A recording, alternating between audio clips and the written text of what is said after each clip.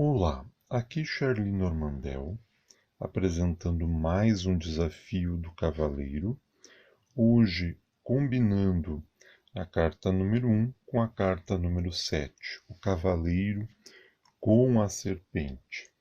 Lembrando que este exercício ele se volta como uma aprendizagem das associações que podemos estabelecer entre as cartas e é um exercício muito importante para que a gente vá adquirindo segurança na leitura das cartas e consiga entender como essas cartas interagem entre si.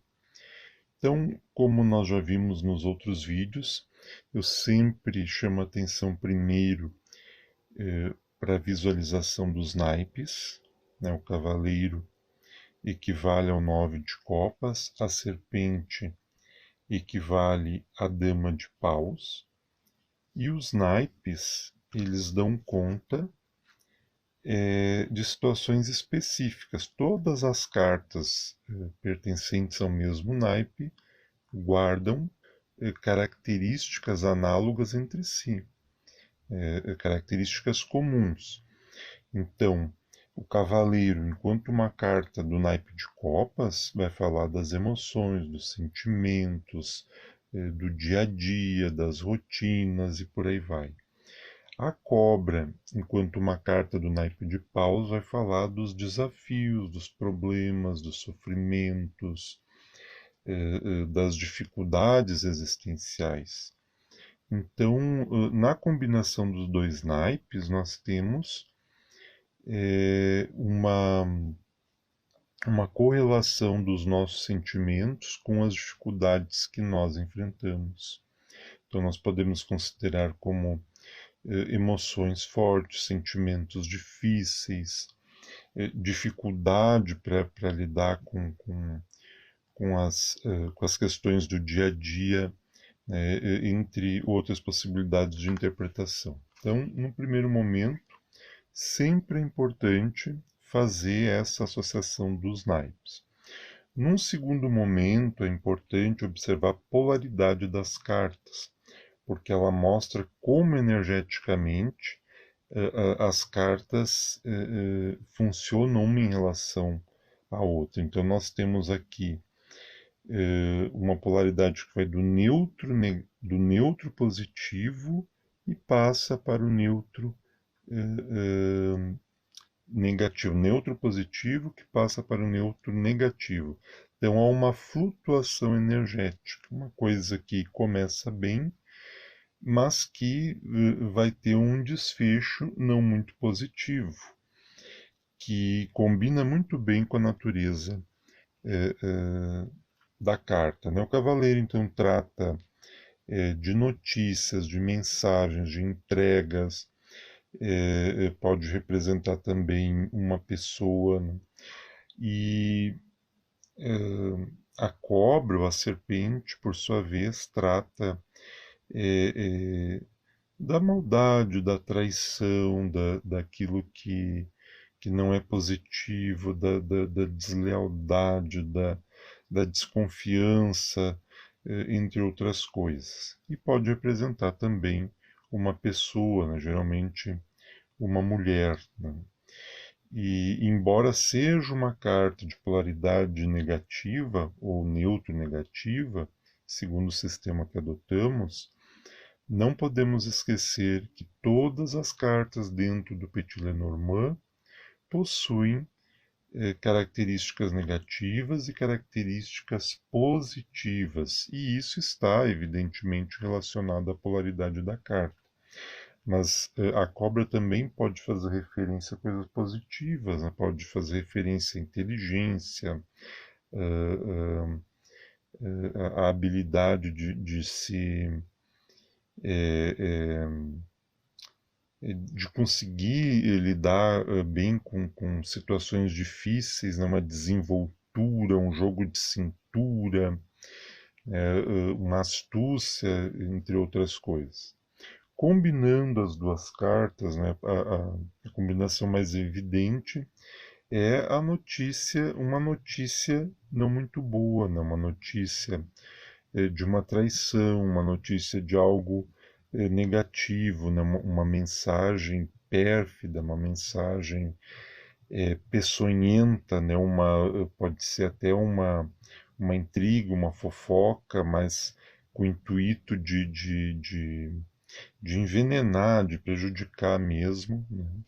Alguém, né, com esse propósito.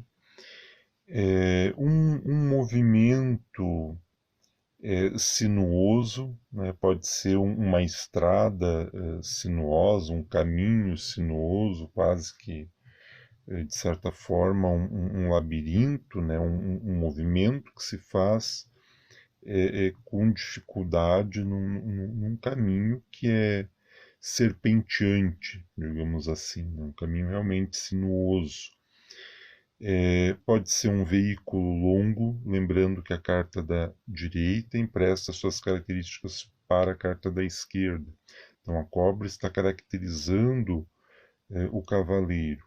Como o cavaleiro pode ser um veículo, pode ser um veículo longo, né? Substantivo, adjetivo. Um veículo longo, um veículo comprido, um caminhão, uma jamanta, né? Uma suposição. Em se tratando de pessoa, pode ser uma pessoa na qual a gente não deva confiar, né? Essa carta, ela às vezes é utilizada para representar como um amante. Então, um amante no qual não podemos depositar credibilidade, né? Não é confiável, né? Então, uma pessoa na qual não se pode confiar, uma pessoa que trai, né? Uma pessoa que vai nos trair, uma pessoa desleal, né? Geralmente um homem, né? Pode ser, enquanto movimento, né? Pode ser a preparação para um bote, né? Observa a direção do cavaleiro e a direção da cobra, né? No caso, quando a gente examina a cobra, né, geralmente o lado esquerdo é de onde vai vir o bote, né? O lado direito é a consequência daquilo, né? É, é, o resultado, né, da manifestação da cobra, do bote da cobra. Então, a preparação para um bote, né, um movimento muito rápido, muito intenso, né, porque a cobra é ligeira, né, a cobra é muito rápida, né. Pode representar São Jorge e o dragão nesse sentido, o combate, né, o combate do mal, de repente o combate das nossas más inclinações, das nossas más tendências, né? De repente é um desejo escuso que aparece em nós, mas nós temos a iniciativa, né, de combatê-lo, de lidar com ele, né, o autodomínio. Então, isso também vai aparecer em outras posições, né, da cobra em relação ao cavaleiro, né?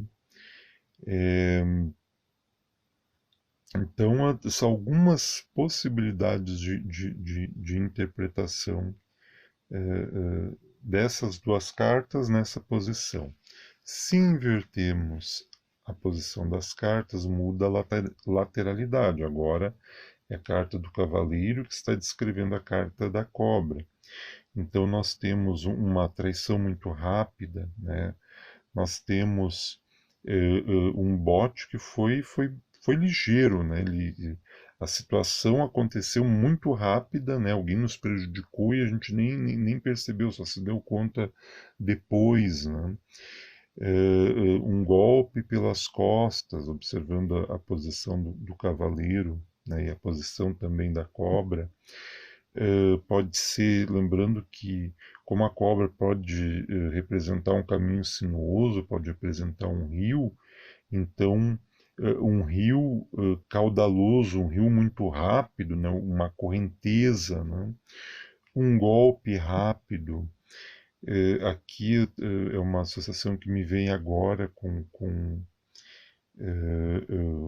o episódio da Guerra de Troia, né, calcanhar de Aquiles atingido pela flecha, que não é a flecha, é a cobra, mas pode-se fazer também uma referência mitológica, né, até porque Aquiles era um cavaleiro, era um soldado, né, era um guerreiro, né, então uma referência indireta ao cavaleiro de Aquiles, aliás, ao calcanhar de Aquiles, e enquanto tal, ao ponto fraco, à nossa fragilidade. Lembrando que as cartas elas se prestam muito ao exercício do autoconhecimento, então ao destaque de características nossas. Essa configuração pode estar apontando a nossa vulnerabilidade, né? Quais são os nossos pontos fracos. Né? Se nós temos essa diagramação aqui, né? Lembrando que aqui, numa outra disposição de cartas, como o bloco de 9, a mini mesa real e a mesa real, nós temos o fator não só da lateralidade, mas também o fator da gravidade. Então, as cartas que estão em cima pesam sobre as que estão embaixo. Né? Diz que a carta que está embaixo está no domínio, sob o domínio da carta que está em cima. Então, ela faz sentir a sua influência, que é uma influência negativa sobre a carta de baixo. Então, neutraliza a positividade da carta. Aqui nós teríamos, então, pensamentos ruins, né? O desejo de trair, né? O desejo de cometer, de repente, uma maldade, né? O planejamento de algo ruim, uma, um estratagema negativo, ou até mesmo uma traição, né? Prejudicar alguém. Essa configuração está indicando isso, né? Então, pensamentos ruins, negativos, né? Vontade de ferir alguém, uma influência negativa que se esteja sofrendo. Se nós mudamos aqui, invertemos a posição das cartas, agora nós temos o cavaleiro dominando a serpente. Mais uma vez pode-se fazer relação a São Jorge, né? São Jorge vencendo o dragão, né? O bem vencendo o mal. Nessa posição, a positividade do cavaleiro vai anular a negatividade da cobra. Né? Então, o combate do mal, luta contra más tendências, algo que me surgiu agora, né? A cobra, a serpente, principalmente no hinduísmo, ela representa a ascensão das energias que vêm de baixo e ascendem na direção do céu. Né? Então, as energias telúricas avançando na direção das energias celestes. Então, essa configuração poderia muito bem ser o despertar da Kundalini, né? Essas energias que emergem da Terra, vêm desde o chakra básico até o chakra coronário, né? Até a coroa. As energias que vêm de baixo e que buscam harmonizar-se com as energias que vêm de cima. Então, são algumas possibilidades de interpretação. Né? Tanto uma carta quanto outra são extremamente importantes para serem analisadas e as combinações que elas ensejam também. Lembre-se que você está desafiado a seguir este exercício e a compartilhar conosco, pode ser abaixo deste vídeo, nas redes sociais, as associações que você fez, né, destacando alguma que lhe chamou a atenção ou alguma nova associação que você conheça ou que você conseguiu fazer ou que leu em outro livro. Fica o desafio. Aqui Charlie Normandel, trazendo hoje algumas possibilidades de combinação, de associação entre A carta número 1, o cavaleiro, e a carta número 7, a serpente. Espero que tenha gostado. Até mais.